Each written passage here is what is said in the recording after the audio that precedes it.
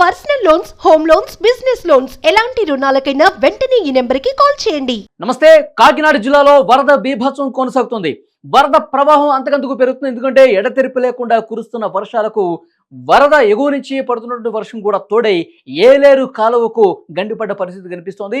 ఏలేరు కాలువకు గండిపట్టడంతో కింద ఉన్నటువంటి 86 గ్రామాలు కూడా వరద గుప్పెట్లో చిక్కుకున్న పరిస్థితి కనిపిస్తోంది. ఏలేరు కాలువకు గండిపట్టడంతో స్థానికంగా ఉన్నటువంటి గ్రామాల ప్రజలందరూ కూడా బిక్కుబిక్కుమంటూ కాలం గడుపుతున్న పరిస్థితి కనిపిస్తుంది. ఎందుకంటే ఇంకా వరద ప్రవాహం పెరుగుతున్న నేపథ్యంలో ఇక్కడ కాలువకు గండిపడిన పరిస్థితి ఉంది కాబట్టి ప్రజలందరూ కూడా అప్రమత్తంగా ఉండాలని కలెక్టర్ షాన్మోహన్ ఇప్పటికే ఆదేశాలు జారీ చేశారు, అప్రమత్తత చేశారు. దాంతోపాటు గండిని పూడ్చే కార్యక్రమం ఒకవైపు జరుగుతుంది, మరోవైపు ప్రజాప్రతినిధులు అక్కడికి వెళ్లి పూర్తి స్థాయిలో పరిస్థితిని సమీక్షిస్తున్నారు. ముఖ్యమంత్రి చంద్రబాబు నాయుడు గారు, డిప్యూటీ సీఎం పవన్ కళ్యాణ్ గారు ఎప్పటికప్పుడు ఆయా ప్రాంతాల్లో పడుతున్న కాలువల గండ్ల మీద ఎప్పటికప్పుడు అక్కడ స్థానికంగా అధికారులకు ఆదేశాలు ఇస్తూ అప్రమత్తత సూచిస్తూ సమీక్షలు కూడా జరుగుతున్న పరిస్థితి. ముఖ్యంగా తుని కావచ్చు, పాయకరావుపేట, కోటనందూరు ఈ పరిసర ప్రాంతాల్లో మరింత అప్రమత్తంగా ఉండాల్సిన అవసరం కనిపిస్తుంది. ఈ ప్రాంతాల ప్రజలు కొంత భయంతో గడుపుతున్న పరిస్థితి కనిపిస్తోంది. ఎందుకంటే విజయవాడలో ఏ విధంగా జలదిగ్బంధమైన పరిస్థితి మనం చూసాం. ఎందుకంటే అక్కడ పూర్తిగా బుడమేరు పొంగి ప్రవహించి విజయవాడని చాలా కాలనీలు ముంచేసిన పరిస్థితి, కట్టుబట్టలతో రోడ్డుల మీద పడ్డటువంటి పరిస్థితి ఉంది.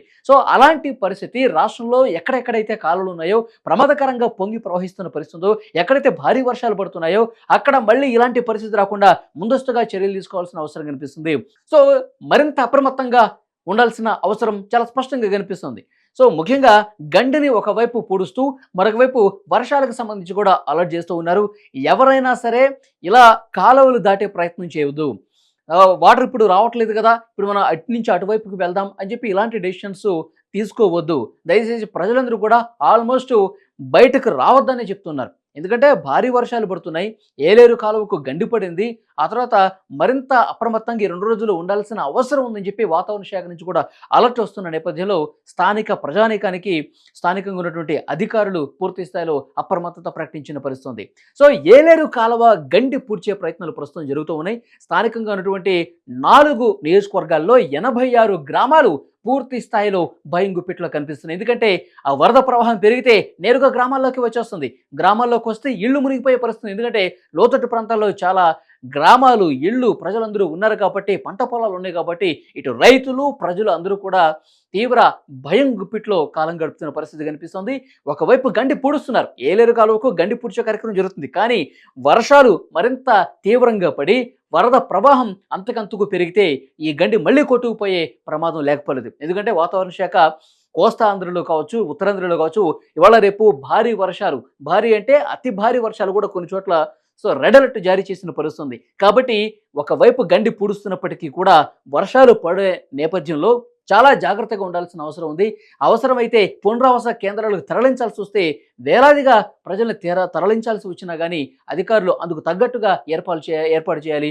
పునరావాస కేంద్రాల్లో ఉన్న వాళ్ళకి నిత్యావసర వస్తువులు ఎప్పటికప్పుడు అందించే చర్యలు కూడా తీసుకోవాల్సిన పరిస్థితి కనిపిస్తుంది. ఈ 3 రోజులు మరింత జాగ్రత్తగా ఉండాలని చెప్పి అధికార యంత్రాంగం కూడా అందుకు తగ్గ ఏర్పాట్లు చేస్తుంది. ఎప్పటికప్పుడు మానిటరింగ్ చేస్తున్నారు ముఖ్యమంత్రి, అలాగే డిప్యూటీ సీఎం. స్థానికంగా ఉన్నటువంటి కలెక్టర్లు కూడా అంతే అప్రమత్తంగా ఉండి పనులు చేస్తున్న పరిస్థితి కనిపిస్తుంది.